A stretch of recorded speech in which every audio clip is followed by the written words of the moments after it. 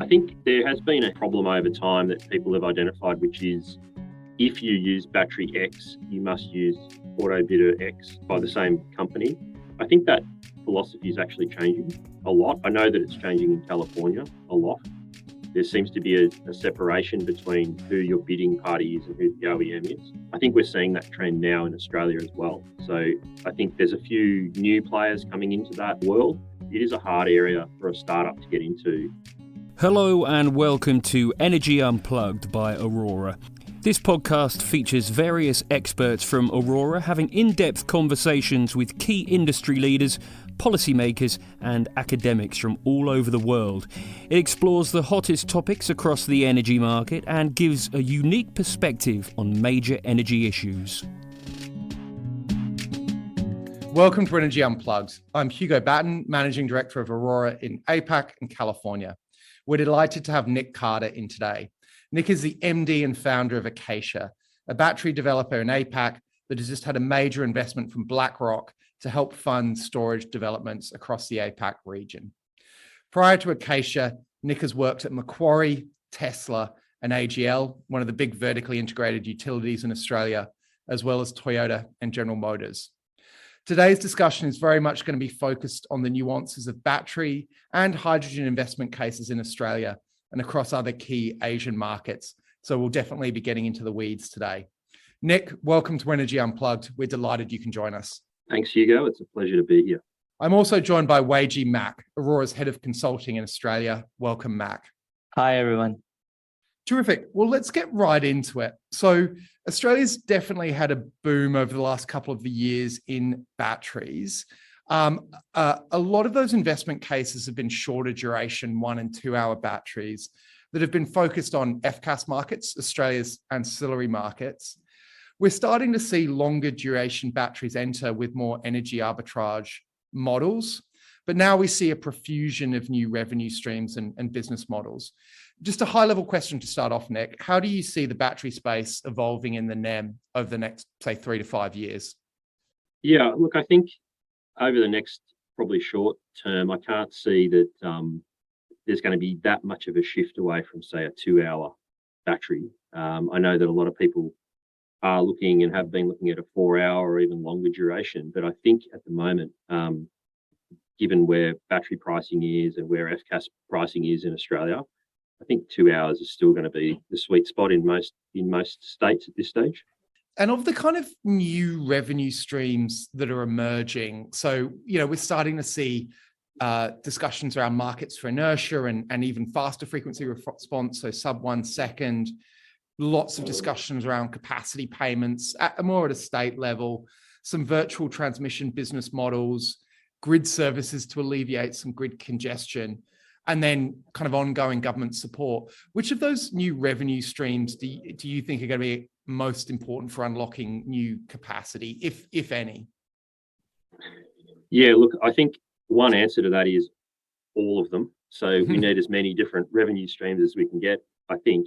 Having said that, if you break it down into a few sort of buckets, if you like, the first ones that you mentioned, which were new ancillary services and system strength, I think they are going to be increasingly important across the NEB. And I think we're already seeing that. Arena have got their new scheme, which is in play at the moment around, virtual inertia. I think there's a lot of pressure on NSPs in Australia to start procuring their own system strength. I think over time, over the next probably 24 months, there will be movement into trying to turn that into some policy within the NER around what can a battery deliver. So I think that's a really interesting space to watch and definitely something that adds to the value streams. I think the next bucket are the next two that you mentioned, which is tolling style contracts plus capacity payments. I think they are actually really important. I think around the world, we're seeing this type of capacity payment from governments or vertically integrated NSPs. I think that's really critical for underwriting investment in those systems. And there's quite a few examples, as you mentioned, in Australia. Tolling, of course, will continue and is something that's happening now. I think we're seeing probably over the last 18 months some new variants of tolling. Tolling is a fairly generic term. There's a lot of sub categories there which are starting to become most interesting. And then the other things you mentioned, virtual transmission, alleviation of congestion, all of those things are fairly well understood. It's just a matter of turning them into practical reality. Great. And we've talked a bit about the standalone battery revenue streams, and we'll come back to some of the potential challenges in the supply chain and CAPEX shortly. But one thing I wanted to pivot to as well is co-location batteries and the projects that are increasingly looking at kind of co-location economics. So at least from the Aurora side, we've seen quite a lot of interest in standalone batteries, but the recent market conditions have led to a very slight slowdown in that market. However, in the last couple of months, we had lots of interest from clients potentially looking at these co-location projects, where essentially siting a battery on the same site as a solar asset. And in fact, some of these solar developers are telling us that, in their IMs that they send to their investment committees these days, having that battery on site is almost a must, even if it's fully optional as to whether you built it or not. So given your expertise in this area, is this a smart strategy? Are you somewhat cannibalizing on the battery economics if you are putting it on the same site, sharing the same grid?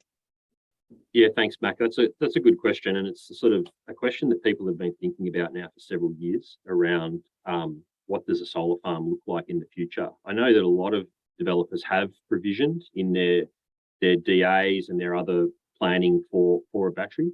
I think probably my comments would be, you need to be, so there's a few things. One is, if you're looking at scale, so large batteries that really start to move the needle going forward in the eyes of, large coal closures, for example. If you think about a generic sort of 150, 200, 250 megawatt solar farm, and then think about how much storage you can actually get in there, you're probably looking at a 50 or 100 meg battery, and that's fine. There's nothing wrong with that, but a lot of people are starting to look at much bigger systems. So that's the first thing, is can you scale that particular model, especially if you've got your DA from several years ago. The other one is, I think it's quite hard to make a business case stand up alone just on curtailment reduction for a solar farm. It's quite a challenging scenario. You've got to be, it's sort of this weird swings and roundabout scenario where you've got to be in an area that's got quite bad curtailment in order to make that model work. And then you kind of ask the natural question, which is, well, what happens if you just build a solar farm somewhere with less curtailment? And that is a sort of self-licking ice cream style BES economic problem. The other one is that, and experienced this historically on the Gunnawara battery that I worked on for Tesla, is just the whole registration process and having a solar farm next door. I don't really feel like that's fully been resolved. So there's actually quite a bit of risk, I think, in how you plan to build the battery and integrate it with the solar farm. I know that there's new rules happening all the time or being proposed, so that's another one. And then probably the last one, which I do think is quite interesting, is DC coupling. And I think that does start to open up some more economic possibilities by having essentially a one inverter that can take two DC inputs is a very interesting proposition.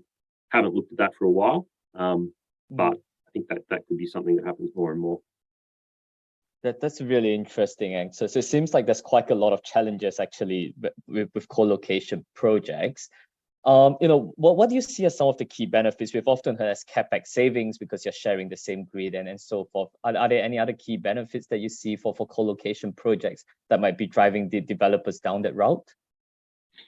I think there's definitely benefits, and I think we're going to potentially maybe touch on this later in the podcast, around just being able to secure labour and EPC services.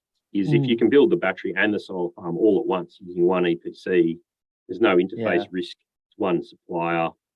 You can get everyone at the site and do the job. I mean, as we know, a battery is a faster thing to install than a solar farm, and has a lot of similar skills. So I think there is a benefit from doing them both together, definitely. Great. And let's maybe now move on to a little bit about the other challenges that you might face building a battery today. So we, as with many of the other sectors and technologies, the battery industry hasn't been spared from the rapidly rising costs and significant backlogs in getting some of these kits in place. From your experience, how much do you think CAPEX has risen in the last couple of months or the year or so? And what are some of the other supply chain difficulties that you're facing at the moment with developing your projects? Yeah, thanks, Mac. That's a very, very topical question, something that we at Akaysha think about on an hourly or daily basis at the moment. And I think what we can say is that I think people would have observed that the lithium carbonate price really went through the roof at the end of last year. The flow-on effects there have been wide-reaching. I don't think there's been a battery supplier globally that hasn't been touched by those increases. I would say just roughly that you're looking at a total installed cost of north of 30% increase in a battery in the NEM at the moment, based on that, plus some other things that you touched on. So all of the other commodity prices that may have a smaller impact, but nonetheless do impact your EPC price, copper, conductor, all of those, steel, all of those materials have all gone up significantly, which is adding to the total price. So even if you separate out your cells, your battery cells and your lithium carbonate impact, everything else that the cells sit in's gone up. All the transformer pricing's gone up. And the other big one is shipping has gone up post-COVID by probably, 2 to 3x. So it's all meaning that the total installed cost now is quite a bit higher than it was. And probably the other one is labor. Labor costs are really high, and there's pretty significant labor shortages around the place for a whole range of services. That would actually extend not just to physical labor, civil works, installation, but it would actually extends the whole way through the supply chain through consulting. So good folks like yourselves are very busy, and everyone's very busy, and it's hard to get services. It's hard to get people to do grid modeling. There's just everything short, basically, across the entire project. Yeah. Nick, so if you decided you wanted to build a battery tomorrow and you had the cash, what are you hearing in terms of when you could actually get a battery operational? Like what lead times are you hearing and seeing in the market at the moment? Yeah, look, that's the $1 million question. I think depending on your supply, you're kind of looking at upwards of 12 to 18 months or even longer. So yeah, I mean it's not it's definitely longer than it has been historically at this stage, just due to the fact that everyone wants them. We need to keep in mind, and Hugo, now that you're very deep in the Californian market as well, Australia's a great market for storage in general, and that's fantastic. But there's also a bunch of other markets, including California, that are all ingesting vast quantities of storage. So we've kind of got a bit of a a lot of the suppliers are in California or in the US. So there's a whole the supply stuff's quite complex, but it is more challenging than it has been, that's for sure. Yeah, 2.2 gigawatts of batteries in California last year, and similar amounts going in or forecast to go in over the next few years. So as you say, there is hot competition at the moment. Yeah, and that's delivered as opposed to predicted. So I think that's quite a bit higher than Australia, and if they continue that runway, then you're going to make a sale if you're an OEM. Yeah. So definitely lots of challenges on the development phase of the asset. If we move on to maybe the actual kind of asset management and the operational phase of the asset. So, building a battery must be really complex, particularly as you're trying to pick up some of these really short-lived and high-price events in your trading strategies. How does this whole asset management of batteries in the NEM, the Australian market, typically work? And who are the kind of battery bidders that you engage, and what kind of particular softwares might they be using? Yeah, look, I think asset management is for a battery or a BESS fleet is something that's often overlooked. I think it's actually a very much a separate thing in itself in terms of, there's technical market operations, who's bidding the battery, who's registered as the market participant, how are you bidding it in, and all of those transactions that are happening, very quickly on a 5-minute basis, settling various contracts. There's a whole bunch of work in that. And that's not that unusual, I guess, to people that are more familiar with it. So that's what all of the large gentailers and other people do on a daily basis and have been doing for a long time. But the nuance there is using autonomous bidding software, which is a little bit different. And we use we're planning to use all of the various platforms that are out there now. There's a whole range of arguments around who's better, who's worse, all of that stuff, which goes on a daily basis. But and I think all of that's over and above the traditional asset management. And I suppose the thing that's interesting about a battery is that some of the contracts now for operations and maintenance services, they're quite long when you think about what you would get out of, say, a gas turbine or a reciprocating engine, and managing that battery. Because it's quite dynamic when you think about it. Energy degrades. It degrades, via calendar aging. It degrades via cycling. There's a whole range of things happening. So managing that asset is actually a non-trivial thing. And of course, it's a load and a generator. So it's not just a generator. It's two things that you've got to manage. So it's definitely a complex piece of the puzzle, and certain parties in Australia have done that really well, and demonstrated that you can make good returns out of that asset management function. That's really interesting. I was actually going to pick up on that point about picking up different battery optimizers, because in countries globally like the UK, you do have people optimizing across different softwares and optimizers for their battery fleet.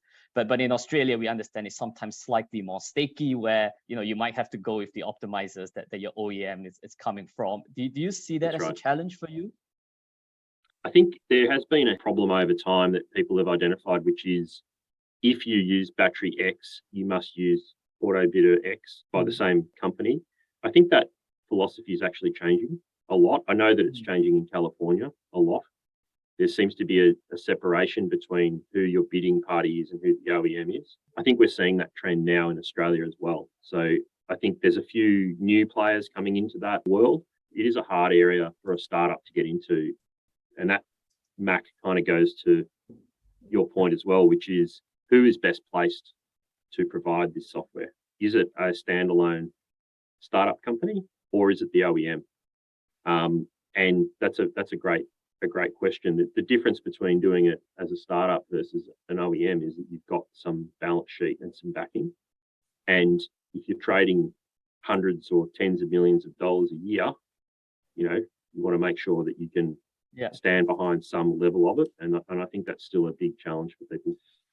Putting aside the CAPEX and supply chain issues for 1 second then, which obviously are really material, Aurora modeling forecasts in our central scenario something like 4 gigawatts of grid-scale battery of various durations by 2030, up from sub 1 megawatt of operational batteries, I think, today. Would you go kind of over under if you were betting 4 gigawatts by 2030? And if you would go under, what do you see as the major roadblocks aside from the supply chain CAPEX issues, which we've already touched on? So Hugo, I'd like to go over 4. Yeah.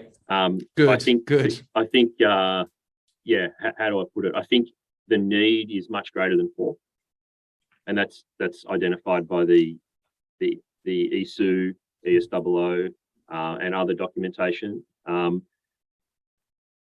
The second part of the question is, can we get there?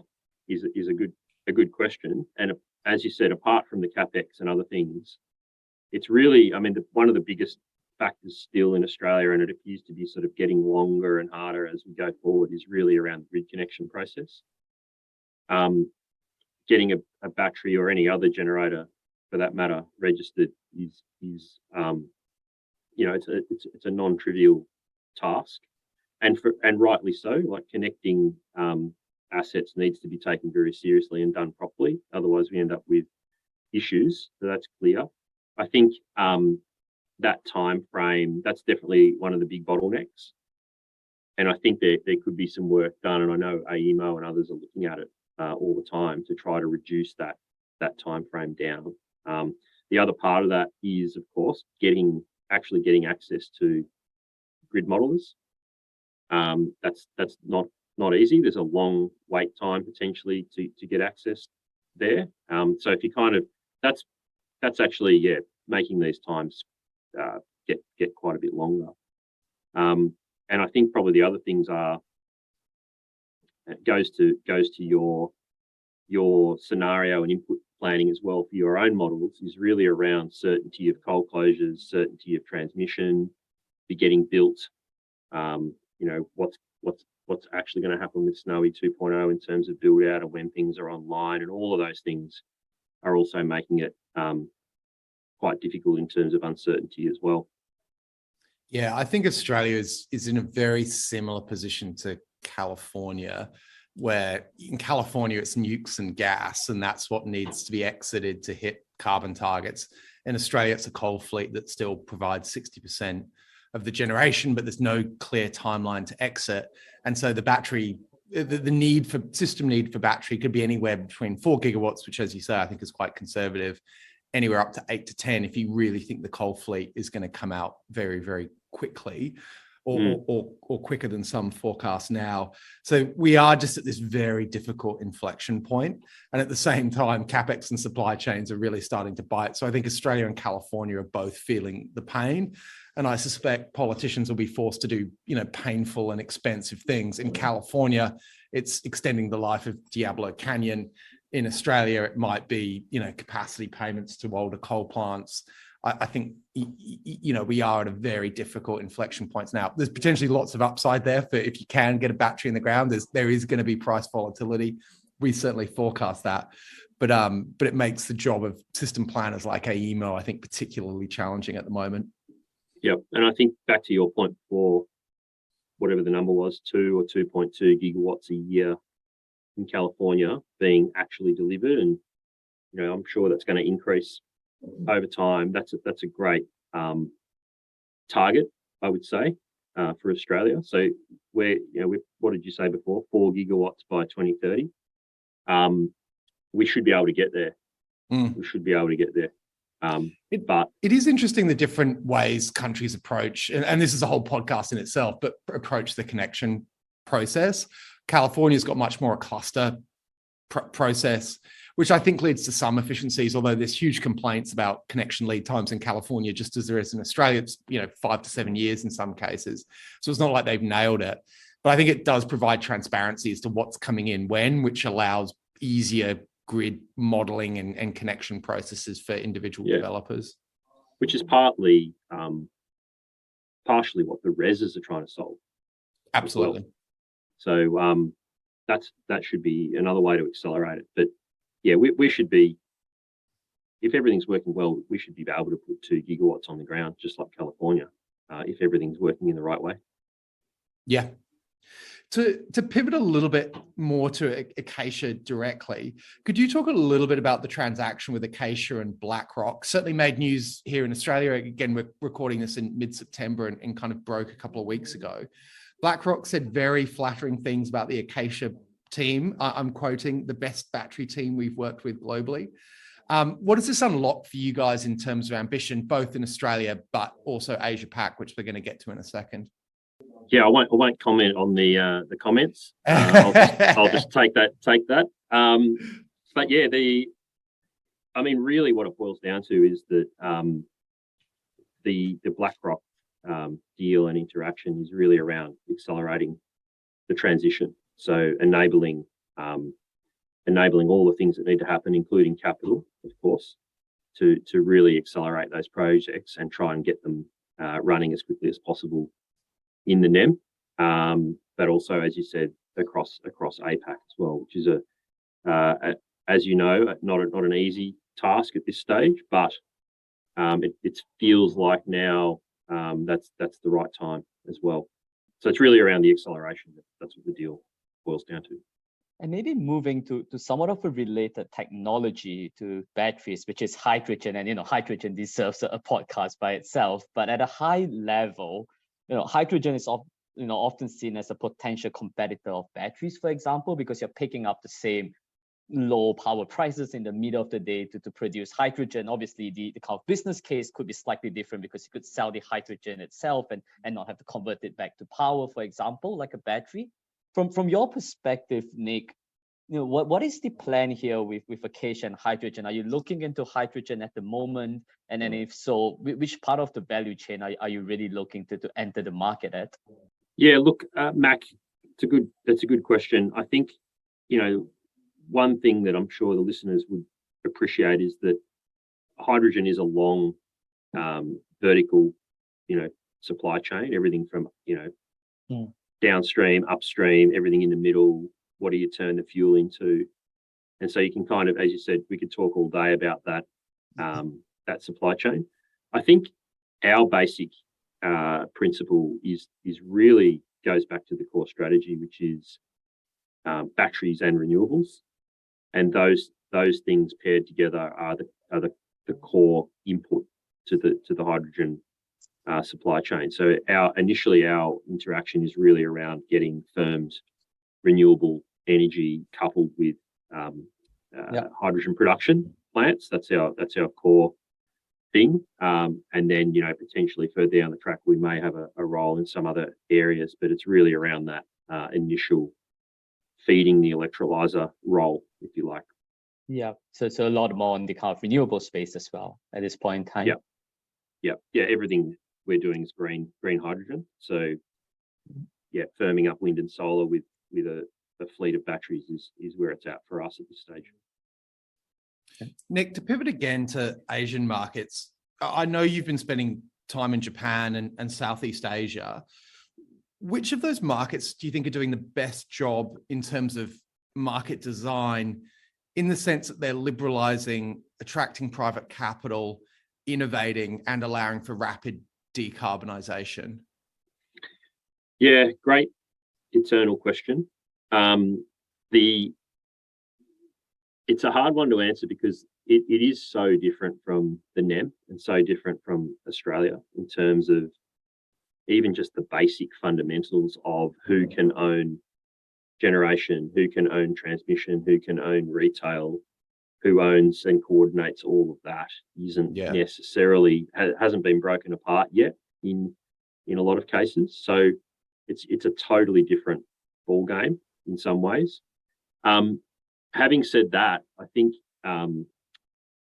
Taiwan is very interesting in terms of just the realization that the government has realized they need storage, and a lot of the uptake there is really around I guess what we'd call in Australia SIPs style schemes, system integrity, protecting the network when big coal generators trip off. That seems to be the current flavour over there, which is a great use case. Probably the other one, which I think is very interesting, is Japan. And although Japan has historically been relatively slow, they also have some things there historically that have been quite quite innovative, if you like, which is rooftop solar penetration is quite high if you think about where they're at. Obviously not as high as Australia, but a decent decentralization ratio and a decent number of distributed solar arrays, which does do impact certain parts of their grid quite a lot. And I think what we're seeing in Japan is really some of the things that you mentioned before, capacity mechanisms being worked on and coming out, lots of replacement services, which is another kind of weird function of the balancing market over there, and then frequency restoration services, which are all what we would call FCAS services. So I think what you can see is the balancing markets over there are really starting to become quite interesting, and a lot of policies being formulated now for kind of rollout circa 24, 25. That I think that's all quite interesting. It feels like all the ingredients are getting prepared, and there will be a time, I think, probably in the next 24 months where it'll be storage will be, required, and there'll be a clear business case. Yeah, it's been interesting. We've certainly talked to a lot of Japanese players who've looked either at the UK or California or Australia, almost like a bit of a sandpit, right? Like, how do these liberalized markets reward batteries? How do the investment cases stack up over time?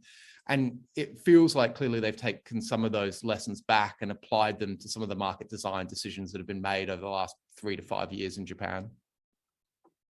Yeah, definitely. I think we've seen that trend as well. People learning a lot in Australia and then taking it overseas. Yeah.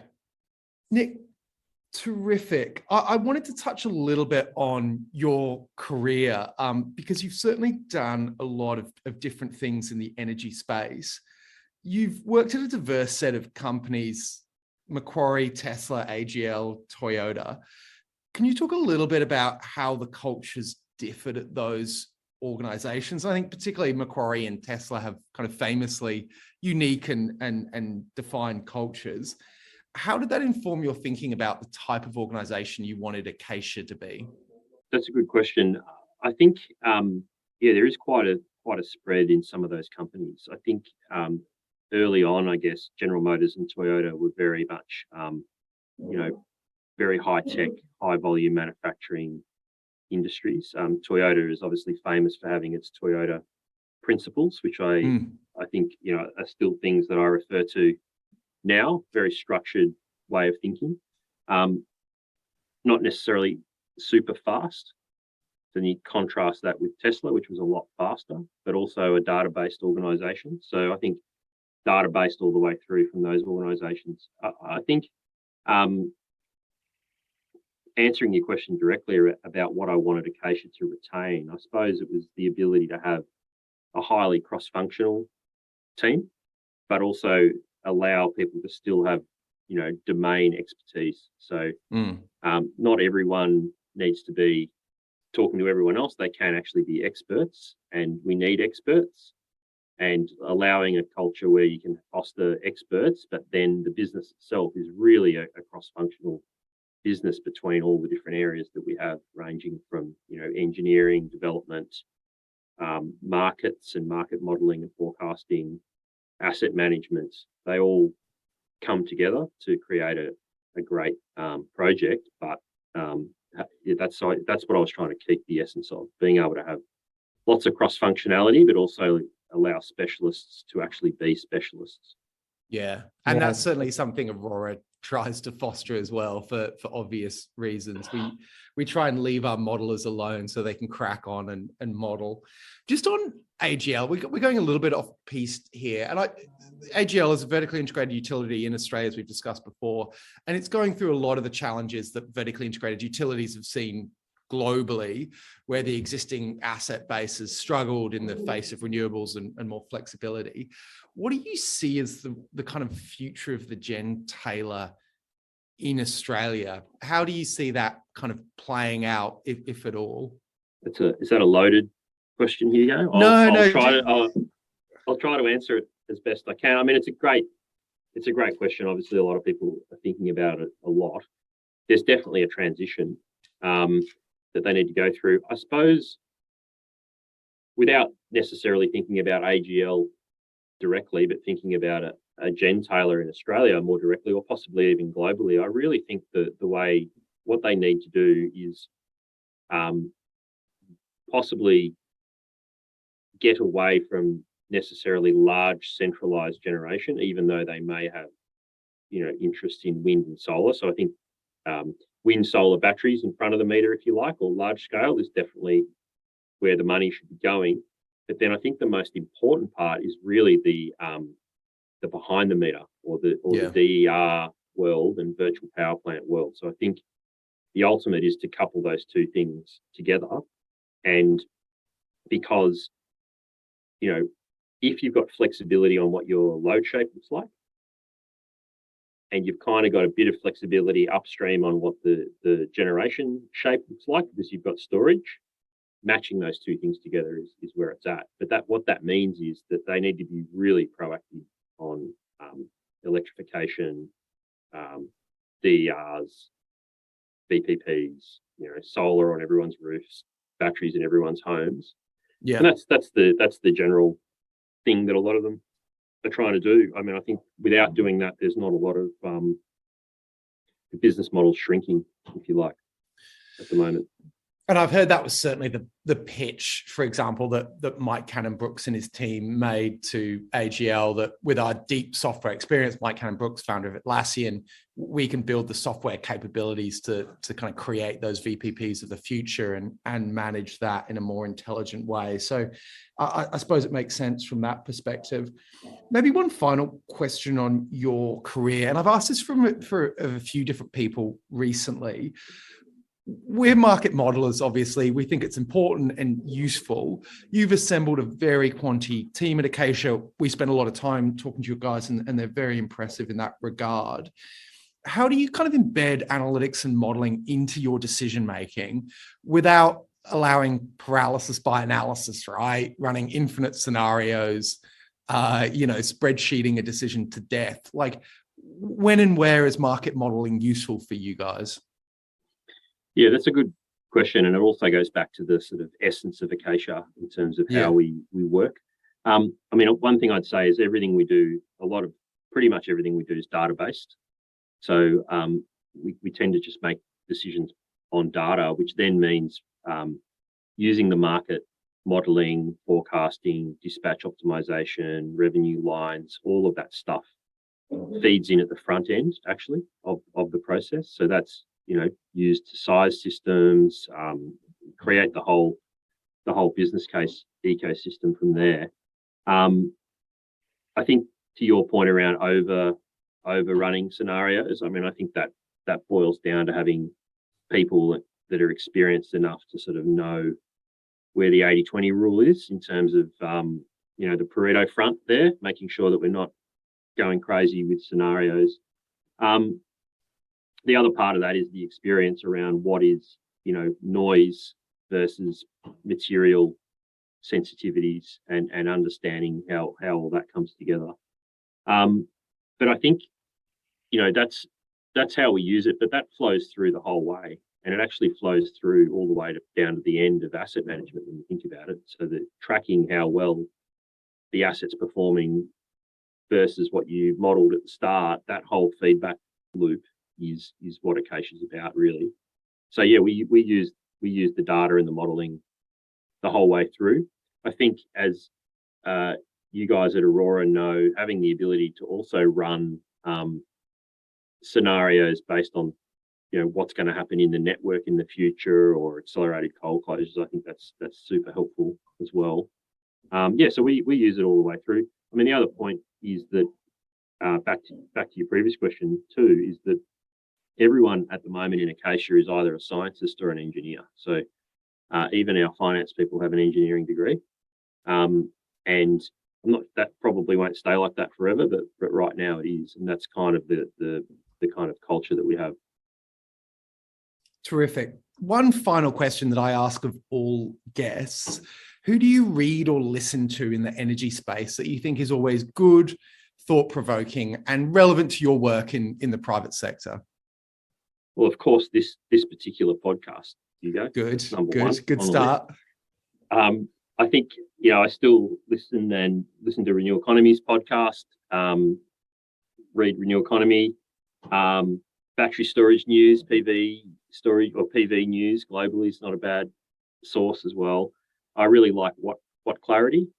I still enjoy reading the articles from their various authors there. They're always good value. And of course, I'm finding less and less time to do this, but I try to read a lot of the AEMO materials that we have the good fortune of in Australia of having. So the ESU, the ISP, quarterly energy dynamics, all of that material I try to absorb. It's getting harder and harder though, but I am always appreciative of the fact that we do have that data in Australia. It's not that easy to get when you start looking at other markets. So they're probably a snapshot of my key go-to reading in my spare time. That's a great list. Yeah. I mean, I think Australia is spoiled for the quality of both energy journalism, but also data transparency. As you said, when you start to look at other markets, it's much harder to track the minutiae of what's happening at any given time. So sometimes I think in Australia, we have too many kind of experts and too many chefs in the kitchen, but the quality of writing and data analysis, I think, is very, very good. Nick, we've taken up a lot of your time. We're enormously appreciative, and we've covered a huge amount there in about 40 minutes. You're one of the busiest people in Australian energy, and we're enormously thankful. Thanks very much, Hugo and Mac, for having me. It's a real pleasure. Thank you. That was Hugo Batten, Aurora's Managing Director for APAC in California, talking to Nick Carter, Managing Director and founder of Akaysha, and Weijie Mac, Aurora's Head of Consulting in Australia. Do keep an eye on our podcast feed for more in-depth conversations with senior members of the energy industry. The best way to do this is to subscribe on whatever platform you use. Thanks for listening, and goodbye.